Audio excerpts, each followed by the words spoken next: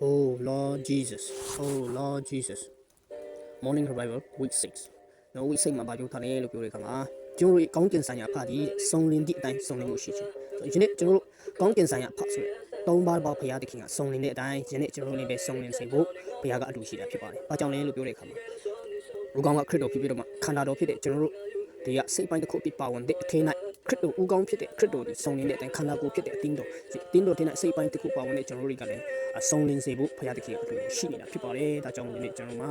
ဘုရားသခင်စုံလင်တဲ့အတိုင်းကျွန်တော်လည်းစုံလင်စေဖို့ဖြစ်ပါတယ်။မတေခံခြင်းကအငြိဒေးစေရှိမှာထို့ကြောင့်တင်တို့ကောင်းကင်ဆိုင်ရာအဖဒီစုံလင်တော်မူဒီဤတို့တင်တို့ဒီစုံလင်ခြင်းရှိကြတော့လို့ပြောပါတယ်။ကောင်းကင်ဆိုင်ရာအဖဘယ်လိုစုံလင်လာလဲပေါ့နော်။ကျွန်တော်ခရစ်တော်တင်ပေးခဲ့တဲ့ဆုတောင်းခြင်းအထိမ်းမှာလည်းပါတယ်ပေါ့နော်။လူတော်ကကောင်းကင်မှာပြည့်စုံတယ်မြေကြီးပေါ်မှာပြည့်စုံဖို့ဆိုပြီးတော့ပြောထားတယ်။ဆိုတော့ဘုရားသခင်ကယနေ့ကျွန်တော်တို့ကိုဒီလိုပေါ့နော်။သူကသူ့ကောင်းကင်ဆိုင်ရာနဲ့တူနေတဲ့ဆက်ဆုံးနေတယ်။ဒါပေမဲ့ယနေ့မြေကြီးပေါ်နဲ့ဘာကြောင့်မဆုံးနေတာလဲလို့ပြောတဲ့အခါမှာ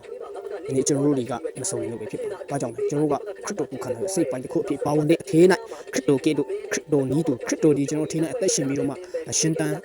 နေထိုင်ခြင်းကိုကျွန်တော်ကမလစ်ခြင်းမလုပ်ဆောင်တဲ့အခါမှာကျွန်တော်တို့မြေကြီးပေါ်နဲ့အလိုတော်မပြည့်စုံတာဖြစ်ပါတယ်။ဒါတော့မူဒီထဲမှာပြောထားလေးလို့ပြောတယ်ခင်ဗျ။ဘုရားဆိုင်ရာအသက်ဒီတဲ့ကျွန်တော်တို့ကောင်းကင်ဆိုင်ရာဖတ်ဆုံးနေတဲ့အတိုင်းကျွန်တော်တို့စုံလင်စေနေတယ်။ကောင်းကင်ဆိုင်ရာအသက်ဆိုတာကောင်းကင်ဆိုင်ရာအသက်ဆိုထာဝရအသက်ဘုရားသခင်အသက်သုံးပါးဘုရားကိုယ်တော်အသက်ဖြစ်ပါတယ်။အဲ့ဒီအသက်ကခရစ်တော်ဒီလူစားတိခိုင်ခြင်းနဲ့ကျွန်တော်တို့ကိုယနေ့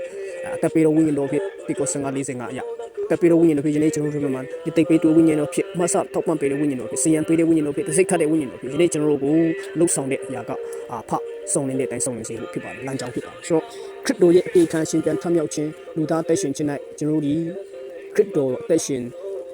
တဲ့အရာတွေကယနေ့ကျွန်တော်တို့ထင်တဲ့အသက်ရှင်လာတဲ့အခါမှာကျွန်တော်တို့ကောင်းကင်ဆိုင်ဖာရဲ့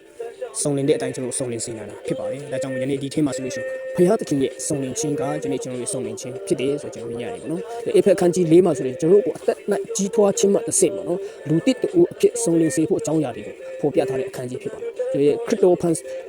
ခရစ်တော်အားဖြင့်ယနေ့ဖန်ဆင်းခံရတဲ့ကျွန်တော်တို့လူတစ်တွေပေါ့နော်။ခရစ်တော်ရဲ့အသေးခံရှင်ပြန်ထမြောက်ခြင်းနဲ့ယနေ့ကျွန်တော်တို့ကသူ့ရဲ့အင်္ဂါတော်အစိတ်ပိုင်းတစ်ခုအဖြစ်ဖန်ဆင်းခံထားရတဲ့ကျွန်တော်တို့တွေက